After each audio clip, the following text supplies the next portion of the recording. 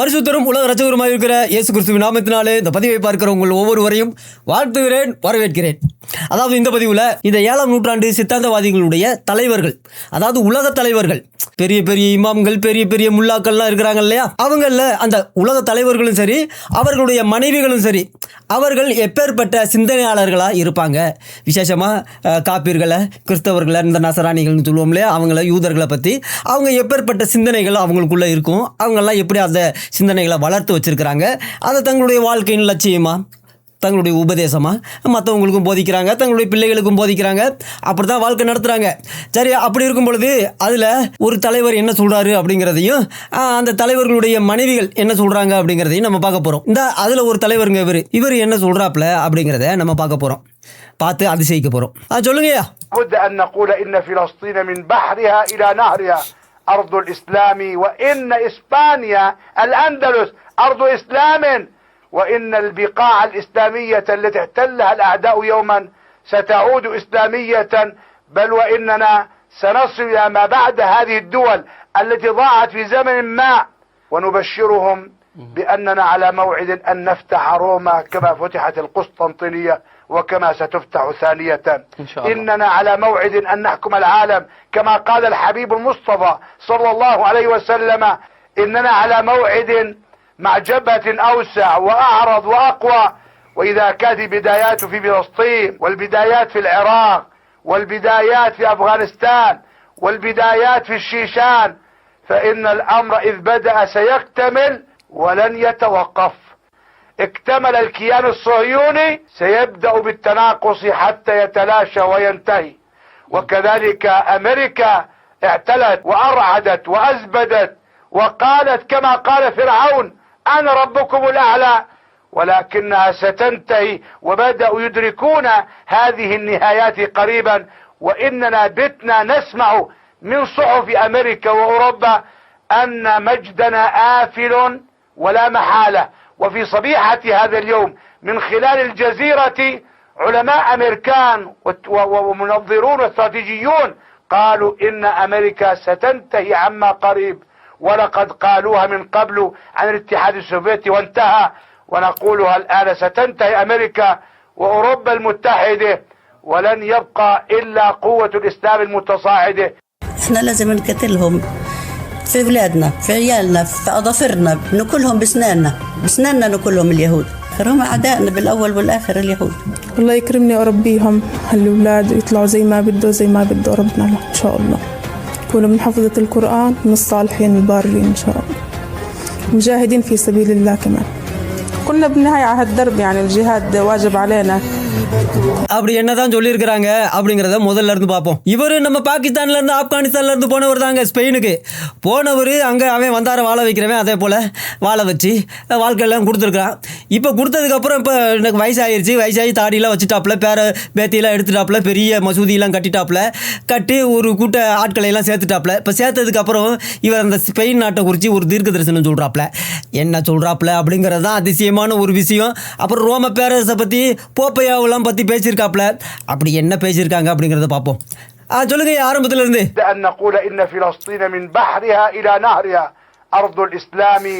அப்படி போடு. அதாவது பாலஸ்தீனத்தை நாங்க ஒரு ஸ்டேட்டா அறிவிக்கிறோம், அது ஒரு இஸ்லாமிக் லேண்டு, அதை பாலஸ்தீன நாடா அறிவிக்கிறோம் அப்படிங்கிறாப்புல. இதை 75 வருஷமா அவங்க அங்கே அகதியாக காசாவில் அகதியாக இருந்தாங்களே, யூஎன்காரை 75 வருஷமா அகதியாகவே தானே வச்சிருந்தான். அப்போயெல்லாம் அறிவிக்க வேண்டியதானே, இப்போ என்னத்துக்கு அறிவிக்கிறீங்க அப்படின்னு எல்லாரும் கேட்டிருக்கிறாங்க. அப்போ இவர் சொல்லியிருக்காப்புல, அப்போ அந்த யூஎன் ஹியூமன் ரைட்ஸில் உள்ளவங்கெல்லாம் வாழ வேணாமா, சந்தோஷமாக இருக்க வேணாமா, அவங்க குடும்பம் பிழைக்க வேணாமா, அப்படி 75 வருஷமா அவங்கள அகதியாக வச்சதுனால தான் ஹியூமன் ரைட்ஸு யூஎன்லாம் நிறைய பேத்துக்கு நிறைய வாழ்வு கிடச்சிருக்கு. அதனால தான் அவங்கள 75 வருஷமா அகதியாகவே வச்சுருந்தோம். ஆனால் இப்போ நாங்கள் நாடை அறிவிக்கிறோம் அப்படிங்கிறாப்புல. அப்போ நான் பார்த்தேன், வல்லரசு நாடுகள் தான் ஒரு இடத்த நாடா அறிவிப்பாங்க, ஊரை அறிவிப்பாங்க, என்னத்தை வேணாலும் அறிவிப்பாங்க. அப்போ அவங்க அறிவிச்சாங்கன்னா ஒன்றும் செய்ய முடியாது. ஆனால் இவர் என்ன வல்லரசு நாட்டில் உள்ளவரா, இல்லை வல்லரசு நாட்டு பிரசிடென்ட்டா? ஆனால் இவர் மசூதியில் இருந்துக்கிட்டு 7ஆம் நூற்றாண்டு சித்தாந்தத்தை மக்களுக்கு அறிவித்தவர் தானே. அப்படி இருக்கும் பொழுது இப்போ திடீர்னு நான் நாடா அறிவிக்கிறேன் அப்படிங்கிறாப்புலையே. அப்போ அதிசயமாக இருந்துச்சு, அவ்வளோ பெரிய மனுஷனா அவரு அப்படின்னு பார்த்தா இன்னும் அதிசயமான விஷயமெல்லாம் சொல்லுவாப்புல. சொல்லுங்க, இன்னும் கேட்குறோம். الأندلس أرض إسلام. அதான் அதிசயமான ஒரு விஷயம். அதாவது பிச்சை எடுக்க போன தேசத்தில் அவங்க பிச்சை போட்டதில் வளர்ந்துட்டு இப்போ இவன் என்ன சொல்கிறாப்புல அப்படின்னா ஸ்பெயினும் இவர் பிச்சை எடுத்த தேசமும் அண்டலூசியானா இந்த ஸ்பெயின் நாட்டில் தான் இருக்கும் போல இருக்கு. அது வடக்குலேருந்து தெற்கு வரைக்கும் அப்படித்தான் அர்த்தம். அந்த வடக்குலேருந்து தெற்கு வரைக்கும் இவர் என்ன செய்வாராம், அதை இஸ்லாமிக் லேண்டாக அறிவிக்கிறாராம். என்னையா அது? அப்போ அந்த ஸ்பெயின் நாட்டில் வாழ்கிற குடிமக்கள்லாம் கேன பயல்களா மாக்காங்களா கூமுட்டை ஓமாட்டுக்கு அந்த நாட்டுக்கு பிச்சை எடுக்க போயிட்டு இப்போ அந்த நாட்டை இவர் அறிவிக்கிறாப்புல. ஸ்பெயின் நாட்டையும் மேலேருந்து கீழே வரைக்கும் அண்டலூசியா வரைக்கும் நான் இஸ்லாமிக் லேண்டை அறிவிக்கிறேன் அப்படிங்கிறாப்புல. அப்போ பயங்கரமான ஆளாக தான் இருப்பார் போல இருக்கு. ஆனால் ஒரு விஷயம் மறந்துட்டாப்புல, அந்த நாட்டுக்கு இவர் பிச்சை எடுக்க போனாப்புல அப்படின்னு. சரி சொல்லுங்க, என்னதான் சொல்றீங்கன்னு பார்ப்போம். وإن البقاع الإسلامية التي احتلها الأعداء يوما. ஓஹோ, அதாவது ஸ்பெயின் நாடு வந்து அல்லாவின் தேசமா இருந்துச்சான். ஆனா எனிமிகள் வந்து அல்லாவின் எதிரிகள் வந்து அந்த நாடை பிடிங்கிட்டாங்களா அல்லாஹ்ட்ட இருந்து. இப்ப வந்து இவர் வந்துட்டாப்ல, வந்து அறிவிக்கிறேன், நான் நாடா அறிவிக்கிறேன், அல்லாவின் தேசமா அறிவிக்கிறேன் அப்படின்ட்டாப்ல. என்ன நடக்க போகுதுன்னு தெரியல. ஐயோ சொல்லுங்க. அப்போ அதை நாடை அறிவிச்சிட்டாப்புல. இனி ஸ்பெயின் நாடு வந்து அல்லாவின் தேசமாக மாறிடுச்சு, பாலஸ்தீனமும் அல்லாவின் தேசம். அடுத்தபடியாக வாராப்புல எங்கே நேராக போப்பையா எங்கே இருக்காப்புலையோ அங்கே வாராப்புல. அதிசயமா நம்ம போப்பையா சொல்லியிருந்தாப்புல இந்த 7ஆம் நூற்றாண்டு சித்தாந்தத்தை பற்றி, அந்த சித்தாந்தவாதிகளை பற்றி, அந்த இமாம்கள், முப்திகள், முல்லாக்கள் அவங்களெல்லாம் நீங்கள் பார்த்து பயப்படாதீங்க அப்படின்னு நசராணிகளுக்கும் யூதர்களுக்கும் காப்பீர்களுக்கும் ஆலோசனை சொல்லியிருந்தாப்புல. நான் அங்கே போனேன், அல்ஜீரியா போனேன், அங்கே வந்து எனக்கு வந்து கெண்டை மீனும் கெளுத்தி மீனும் பொரிச்சு கொடுத்தாங்க. எவ்வளவு சந்தோஷமாக எவ்வளோ டேஸ்ட்டாக இருந்துச்சு தெரியுமா. ஆனால் நீங்கள் என்னடானா 7ஆம் நூற்றாண்டு சித்தாந்தவாதிகள் அப்படின்னு அவங்க பயங்கரவாதிகள் தீவிரவாதிகள்னு சொல்லிக்கிட்டு இருக்கீங்களே, இது உங்களுக்கே நியாயமாக இருக்கா அப்படின்னு கேட்டிருந்தாப்புல. எப்போ இந்த சவுத் ஆப்பிரிக்காவில் நைஜீரியாவில் எல்லாம் கிறிஸ்தவர்கள்லாம் குடும்பமாக சர்ச்சா ஊராக போய் கொண்டாங்களே அந்த 7ஆம் நூற்றாண்டு சித்தாந்தவாதிகள், அப்போவே அவர் சொல்லியிருந்தாப்புல. யார்? நம்ம போப்பையா. அப்போ போப்பையா சொன்னதெல்லாம் கேட்டிருக்காப்புல. கேட்டுட்டு ஆஹா நம்ம போப்பையாவும் நம்மளை ஆதரிச்சிட்டாப்புல, இனிமே ரோமை நமக்கு சொந்தமாக்கிடுவோம் அப்படின்னு ஸ்பெயின் நாட்டில் இருந்துக்கிட்டு இவர் சொல்கிறாப்புல. ரோமையை நாங்கள் வந்து இஸ்லாமிய தேசமாக நாங்கள் அறிவிக்கிறோம் அப்படின்ட்டாப்புல. இனி போச்சு, இனி ஒன்றும் செய்ய முடியாது. ஐயா அறிவிச்சிட்டாருன்னா இனி ஒன்றும் செய்ய முடியாது. என்ன செய்யறது? சொல்லுங்க. அதிசயம். அதாவது பாலஸ்தீனம் மட்டும் இல்லைங்களாம், ஸ்பெயின் மட்டும் இல்லைங்களாம், அண்டலூசியா மட்டும் இல்லைங்களாம், ரோம் மட்டும் இல்லைங்களாம், இந்த உலகத்தையே, இந்த முழு உலகத்தையே இவங்க வந்து எங்கள் கண்மணி நாயகம் என்ன சொன்னாப்லையோ, அவர் தான் புராப்பட் முகமதுன்னு சொல்கிறாங்க, அவர் சொல்லியிருந்தாப்புல இந்த உலகத்தையே 7ஆம் நூற்றாண்டு சித்தாந்தம் ஆளுகை செய்யும் அப்படின்னு சொல்லியிருந்திருக்காரு போல இருக்கு. அதனால இதை அவர் சொன்னதின்படியே நடக்கும் அப்படின்னு நல்ல வாய ரொம்ப பயங்கரமா விரிவா தொடர்ந்து சொல்றாப்ல. சொல்லுங்க. இதான் விஷயமே. அப்ப நாங்க வந்து இந்த உலகம் முழுவதும் போய் என்ன செய்வோம்? யுத்தம் செய்வோம். அதுவும் சாதாரணமாக ப்ராடராக யுத்தம் செய்வாங்களாம். ப்ராட் லெவலில் போய் யுத்தம் செய்வாங்களாம். அங்கங்கே இத்தனை காலமாக தான் ஒளிஞ்சிக்கிட்டு அங்கங்கே யூஎனுக்கு பயந்துக்கிட்டு மற்றவங்களுக்கு பயந்துக்கிட்டு யுத்தம் செஞ்சாங்களாம். இப்போ ப்ராடராக போயிடுவாங்களாம். எங்களை ஒன்றும் செய்ய முடியாதுடா அப்படின்னு ரொம்ப ஸ்ட்ராங் ஆகிட்டாங்களாம். ஸ்ட்ராங்கராக ப்ராடராக போய் இனிமேல் யுத்தம் செய்ய போகிறாங்க. இனி என்ன நடக்க போகுதுன்னு தெரில. சொல்லிட்டாப்புல. சொன்னதுமே இந்த விஷயம் யூதனுக்கு தெரியுமான்னு தெரில. சூடவதிக்கு அனுப்பிடுவான் அவனை.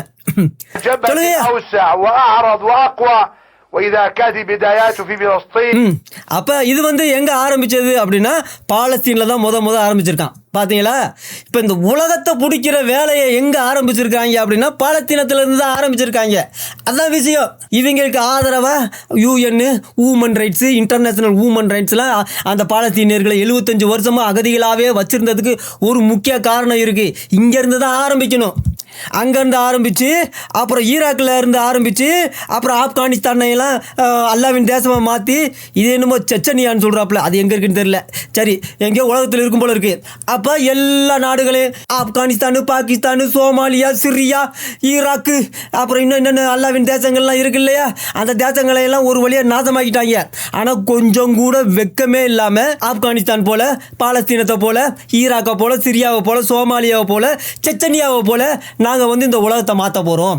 ஐயோ, இப்போ தான் ரொம்ப காலம் கழித்து கல்யாணம் பண்ணி புள்ள குட்டியெல்லாம் பெற்று கொஞ்சம் காலம் இருப்போம்யா அப்படின்னு யோசிச்சா அதுக்குள்ளே இவங்க எல்லாத்தையும் அல்லாவின் தேசமாக மாற்றுறேன் அப்படிங்கிறாங்க. என்னையா இது அதிசயமாக ஏயா இந்த மாதிரி பண்ணுறீங்க? அப்போ இந்த உலகத்தை ஆப்கானிஸ்தானா மாற்றாமல் விட மாட்டாங்க. அப்புறம் இன்னும் என்ன சொல்கிறாங்க பார்ப்போம். சொல்லுங்கய்யா. والبدايات في العراق والبدايات في أفغانستان والبدايات في الشيشان فإن الأمر إذ بدأ سيكتب. பாரியா, அதான் விஷயம். அப்போ இவங்க வந்து ஆரம்பிச்சிட்டாங்களாம், கம்ப்ளீட் பண்ணாமல் விட மாட்டாங்களாம், ஜோலி முடிஞ்சு. அதுவும் நிற்காதான், நான் ஸ்டாப். இனி இந்த யுத்தங்கள் வந்து பாலஸ்தீனத்தில் ஆரம்பித்தது, இனி இந்த வந்து யுத்தங்கள் வந்து இல்லையா 1400 வருஷத்துக்கு முன்னாடியே ஆரம்பிச்சுட்டாப்புல கண்மணி நாயகம், இப்போ வரைக்கும் ஓடிக்கிட்டு இருக்கு. ஆனால் இப்போ வந்து நான் ஸ்டாப்பாக இது வந்து இடையில கொஞ்சம் யூதனால கொஞ்சம் பிரச்சனையாக இருந்துச்சான். ஆனால் இப்போ வந்து நான் ஸ்டாப்பாக இது தொடர்ந்துருமா, இனி கம்ப்ளீட் பண்ணாமல் விட மாட்டாங்களாம். அப்போ இந்தியாவையும் அல்லாவின் தேசமாக மாற்றாமல் இவங்க விட மாட்டாங்க. போச்சு நம்ம நிலைமை அதோ கதி தான். ولن يتوقف. اكتمل الكيان الصهيوني. சயோனிஸ்டுகளையும் மொத்தமாக முடிக்க போகிறாங்களாம், கம்ப்ளீஷன் பண்ண போகிறாங்களாம். கூமுட்டை அவன் கம்ப்ளீஷன் பண்ணிக்கிட்டு இருக்கான், அங்கே ஹமாஸை கம்ப்ளீஷன் பண்ணி, கூதியை கம்ப்ளீஷன் பண்ணி, ஈரானை கம்ப்ளீஷன் பண்ணிக்கிட்டு இருக்கான். இந்த கூமுட்டை சயோனிஸ்ட்டை நாங்கள் கம்ப்ளீஷன் பண்ணிக்கிட்டு இருக்கோம் அப்படிங்கிறாப்புல. ஐயோ ஐயோ. سيبدأ بالتناقص حتى يتلاشى. அப்போ உலக நாடுகள் எல்லாமே டெக்ளைன் ஆகிக்கிட்டே இருக்கான், ரொம்ப அதாவது ஃபேட் ஆகிக்கிட்டே இருக்கான். நாட்டில் உள்ள அவங்க நாட்டினுடைய பொருளாதாரங்கள், மிலிட்டரி பவர், அது எல்லாமே அப்படியே குறைஞ்சிக்கிட்டே இருக்கான், இல்லாமல் போய்கிட்டு இருக்கான். ஆனால் 7ஆம் நூற்றாண்டு சித்தாந்தவாதிகளுடைய நாடுகள் எல்லாமே வலிமை பெற்றுக்கிட்டு இருக்கான். ஆப்கானிஸ்தான். وكذلك أمريكا اعتلت وأرعدت وأزبت. அப்போ ஸ்பெயின் வந்து ஃபேட் ஆகிக்கிட்டே இருக்கான். அதனால எப்படி ஒவ்வொரு நாடுகளும் ஃபேடாகி அல்லாவின் தேசமாக மாறிச்சோ, அதே போல் அமெரிக்காவும் நாங்கள் ஒக்குப்பை பண்ணிட்டோம், அமெரிக்காவை மொத்தமாக ஒக்குப்பை பண்ணிட்டாங்களாம். அங்கே உள்ள செயல்பாடுகள் எல்லாமே ரொம்ப இடி முழக்கமாக இருக்கான். இப்போ எங்கே பார்த்தாலும் கலவரமும் கொலைகளும் கொள்ளைகளும் கற்பழிப்புகளும் நிறைந்த ஒரு தேசமாக மாற்றிவிட்டாங்களாம் அமெரிக்காவை. அதானே, எங்கே பார்த்தாலும் மினிசோடாவில், எங்கே பார்த்தாலும் சோமாலியாக்காரங்க, நியூயார்க்கில் மேயராகவே ஆயிட்டாப்புல பாகிஸ்தான்காரரு. அப்போ இது எல்லாம் ஒரு அடையாளம், எல்லாமே ஃபேட் ஆகிக்கிட்டு இருக்கு, அதுக்கடுத்து அல்லாவின் தேசமாக மாறிக்கிட்டு இருக்கு அப்படிங்கிறாப்புல. சரிங்கய்யா, சொல்லுங்கய்யா. அப்போ அமெரிக்காக்காரன் வந்து நான் தாண்டா சுப்ரீம் கார்டு அப்படின்னு பார்வோனை போல சொல்கிறானா. சரி, ஆனால் அதெல்லாம் ஒன்றும் கதையாகாது, முடிவுக்கு சீக்கிரமாக வந்துடும் அப்படிங்கிறாப்புல. அதுக்கு எண்டு இருக்கான், பரவாயில்ல. அதோட அமெரிக்காக்காரனுக்கே புரிஞ்சு போச்சான், நமக்கு ஜோலி முடிஞ்சிருச்சு, நம்ம இன்னும் கொஞ்சம் காலம்தான், எல்லாம் நாசமாக போச்சு, இனிமேல் அல்லாவின் தேசமாக அமெரிக்கா மாறிடும் அப்படின்னு அமெரிக்காக்காரனுக்கே தெரிஞ்சு போச்சான். சரி, அப்ப இவங்க வந்து நியூஸ்ல எல்லாம் படிக்க ஆரம்பிச்சுட்டாங்களாம். எங்க அமெரிக்கன் நியூஸ்ல, யூரோப்பியன் நியூஸ் பேப்பர்ஸ்ல எல்லாம் அவங்க படிக்க ஆரம்பிச்சுட்டாங்களாம். அமெரிக்கா நாசமா போகுது, ஐரோப்பிய நாடுகள் வந்து ஃபேட் ஆகுது, அல்லாவின் தேசமாக மாறிக்கொண்டு இருக்கு அப்படிங்கறத படிச்சிருக்காப்ல. ஓஹோ, அல் ஜசீராக்காரன் சொல்றானா. இப்போ அல் ஜசீராவில் டிவியில் வந்துச்சான், அது அதிசயமான ஒரு டிவி, அல்லாவின் டிவி.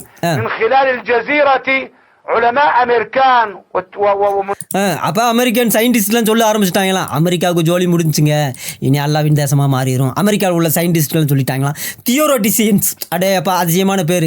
அப்போ அவங்களாம் சொல்லியிருக்காங்களாம், இனி அவங்க சொல்லிட்டா அவ்வளோதானே, இனி என்ன இருக்கு. அது அல் ஜசீரா சொல்லிட்டானா அப்புறம் இனி என்ன இருக்கு. பாலஸ்தீனம் இறுதியில் ஜெயிக்கும், பாலஸ்தீனம் இறுதியில் ஜெயிக்கும்னு சொல்லிக்கிட்டே இருந்தான். யூதே எல்லாத்துக்கும் ஜோலி முடிச்சுட்டான், இப்போ சவிச்சுக்கிட்டு இருக்காங்க. அப்போ இதுக்கெல்லாம் எண்டு வந்துருச்சுன்னா அதுக்கடுத்து என்ன அப்படின்னு பார்த்தா, அப்போ அல்லாவின் தேசங்களாக தான் எல்லாம் மாறும். அப்போ 7ஆம் நூற்றாண்டு சித்தாந்தம் வந்து அந்த அமெரிக்காவை, ஐரோப்பிய நாடுகளையெல்லாம் ஆட்சி செய்யும். எப்படி ஆப்கானிஸ்தானோ சிரியாவோ பாகிஸ்தானும் இருக்குதோ, அதே போல் அமெரிக்காவும் ஐரோப்பிய நாடுகளும் மாறும் அப்படின்னு சொல்கிறாப்புல. அப்படி ஆக்கிருங்கய்யா, ரொம்ப சந்தோஷமான விஷயம். இப்போ இந்த அக்கா என்ன சொல்லுதுன்னு பார்ப்போம். அப்போ இந்த அக்கா வந்து நாங்கள் வந்து எங்களுடைய நாட்டுக்கு யூத வந்தால் அவனை நாங்கள் கொல்லுவோம், இவங்களுடைய நாட்டுக்கு வந்தால் அவங்க கடத்திட்டு வந்து கொல்லுவாங்களாம், கற்பழித்து கொல்லுவாங்களாம், விதவிதமான முறையில் கொல்லுவாங்களாம். ஆனால் இந்த அக்கா சொல்கிறத ரொம்ப அதிசயமான ஒரு விதத்தில் சொல்லுது, அது இதுவரைக்கும் யாருமே கேள்விப்படாத ஒரு விஷயத்தை இந்த அக்கா சொல்லுது. சொல்லுக்கா, எப்படிக்கா கொல்லுவேன். அதாவது அவங்களையெல்லாம் இவங்களுடைய கிராமங்களுக்கு கொண்டு வருவாங்களாம். சாதாரணமாக கிராமங்களுக்கு கொண்டு வந்து கையாலேயே கொல்லுவாங்களாம். ஆயுதங்கள்லாம் உபயோகிக்க மாட்டாங்களாம், கத்தி துப்பாக்கி அதையெல்லாம் உபயோகிக்க மாட்டாங்களாம், கையாலேயே கொல்லுவாங்களாம். அதிசயம்தான். அப்ப கையால எப்படி கொல்லுவீங்க அப்படின்னா, சாதாரண மனங்களில் கையால கழுத்தை பிடிச்சி பல்லால் கடிப்பாங்களாம். பல்லால் கடிச்சு கொன்று அவங்க பல்லாலேயே அந்த யூதர்களை சாப்பிடுவாங்களாம்.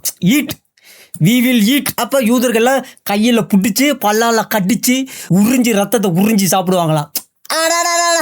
என்ன அருமையான உன்னையெல்லாம் கேவலங்கட்ட புண்ணியவதின்னு நாங்கள் சொல்றதுல ஏதாவது தப்பு இருக்கா? இது என்ன விதமான மனநிலைன்னு எனக்கு புரியலையே. பிசாசை பற்றி கூட பைபிளில் வந்து அவன் கெர்ச்சிக்கிற சிங்கம் போல எவனை விழுங்கலாமோ வென்று வகை தேடி சுற்றி திரிகிறான்.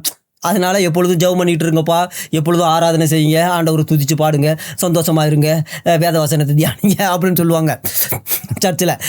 அப்போ அது உண்மைதான் போல இருக்கு. அப்போ இதுக்கெல்லாம் வந்து அந்த அந்த வகையை சேர்ந்தது. அவன் கூட முழுங்குறான், கடிக்க மாட்டேங்கிறான். ஆனால் இவங்க வந்து கட்டிச்சு திம்பாங்களாம் பல்லாலாம் கட்டிச்சு. என்ன கொடுமடா சாமி. அப்போ அக்டோபர் 7 பெற்றோர்களையெல்லாம் கொண்டு விட்டு குழந்தைகளெல்லாம் கடத்திட்டு போனாங்க. நான் நினைக்கிறேன் நல்லா சாப்பிட்ருப்பாங்க, பல்லாலே கடிச்சு குழந்தைங்களை சாப்பிட்ருப்பாங்கன்னு நினைக்கிறேன். யோசிச்சு பாருங்க, இந்த மூஞ்சை பாருங்க, எப்படி அப்பா மூஞ்சி முகம் மாதிரி தெரியுதா?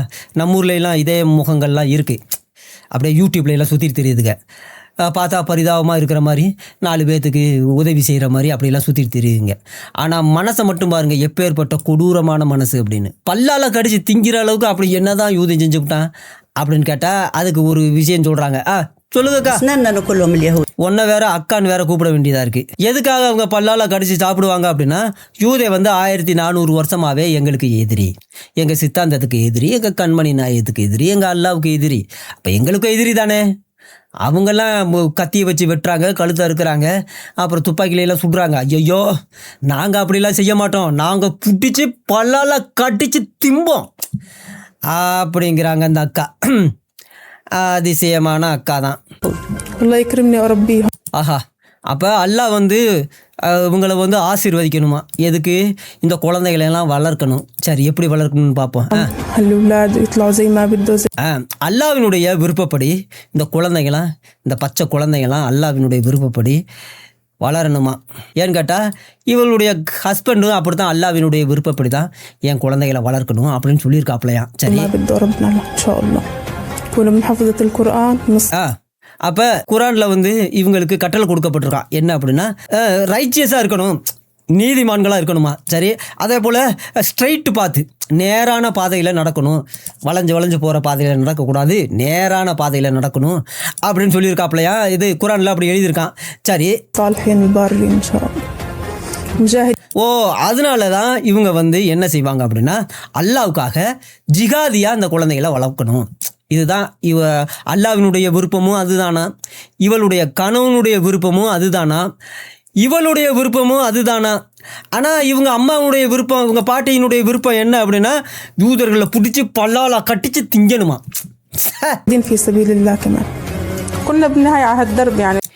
அவங்க இது வந்து ஆப்ளிகேட்டரியாம், சாதாரண விஷயம் இல்லை. ஜிகாது செய்கிறது அப்படிங்கிறது வந்து இது வந்து கடமை. எங்கள் மேலே விழுத அப்பானஸ், எங்கள் மேலே விழுந்த ஒரு கடமைங்க. நாங்கள் என்னங்க செய்கிறது? ஜிகாது செஞ்சு தானே ஆகணும். காப்பீர்களை கண்ட இடத்துல எல்லாம் வெட்டுங்கனுங்க எழுதியிருக்கே. இது எங்களுக்கு வந்து கடமையாக கொடுக்கப்பட்டிருக்குங்க. இது எங்கள் மேலே விழுந்த கடமை. அந்த கடமையை தான் நாங்கள் செய்கிறோம். அதுதாங்க ஜிகாது. இது வந்து மஸ்டான். இது வந்து தவிர்க்கவே முடியாதான், மஸ்டாக இவங்க செஞ்சு தான் ஆகணுமா. இல்லை அப்படின்னா இந்த அம்மாவுக்கும் கட்டிலங்காலைகள் 72 கிடைக்காது, இவனுக்கும் வந்து சுவனபதியில் 72 கன்னிகைகளும் கிடைக்காது. என்ன செய்கிறது? அதனால இவங்க அதைத்தான் செய்வாங்களாம். யோசிச்சு பாருங்க, இமாம்கள், முல்லாக்கள், முப்தி மெங்குகள், இப்படி இந்த 7ஆம் நூற்றாண்டு சித்தாந்தவாதிகளுடைய தலைவர்களுடைய மனநிலையே இப்படி இருக்குன்னா, சாதாரண பாமர 7ஆம் நூற்றாண்டு சித்தாந்தவாதிகள் எப்படிப்பட்ட கொடூரவான்களாக இருப்பாங்க அப்படின்னு.